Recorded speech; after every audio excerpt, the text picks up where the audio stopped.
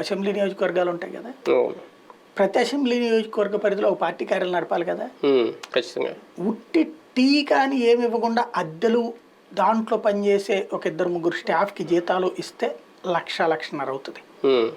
అదే వచ్చిన వాళ్ళకి టీనో టిఫిన్లో అసలు ఏం పెట్టకపోతే ఎవడొస్తాడు ఆఫీస్కి. కాబట్టి ఎట్లా లేదన్నా 4 లక్షల రూపాయలు ఖర్చు ఉంటుంది. 5 లక్షలు సరిగ్గా కూర్చోబెడితే 5 లక్షలు నెలకు ఖర్చు. ఎన్ని 175 నియోజకవర్గాలకి, లేదా సగం వేసుకున్నా 2.5 లక్షలు ఖర్చు నెలకి. ఎంత అయిపోతుంది అక్కడ 175కి? ఏడాదికి ఎంత అవుతుంది?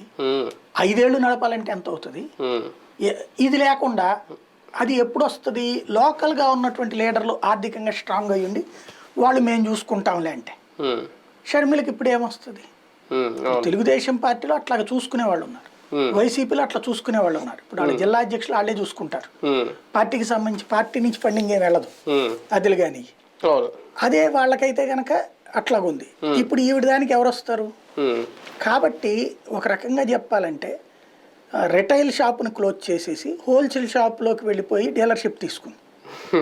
అది ఇప్పుడు అంతే కదా, డీలర్షిప్ ఇది, హోల్సేల్ షాప్ ఇది ఏజెన్సీ. ఏజెన్సీ తీసుకుంది అమెజాను, తర్వాత దాని పేరేంటి మెట్రో ఉంటది కదా. ఇక్కడ మన చిన్న చిల్లర కొట్టు మూసేసి మెట్రోలో ఫ్రాంచైజీ తీసుకుంది, పెద్ద హోల్సేల్ దగ్గరికి వెళ్ళిపోయింది, ఫ్రాంచైజీ తీసుకుంది అనమాట. ఆంధ్రాకి అన్యాయం జరిగిందని ఆ ఫీలింగ్, తమకు అన్యాయం జరిగిందన్న జగన్మోహన్ రెడ్డి.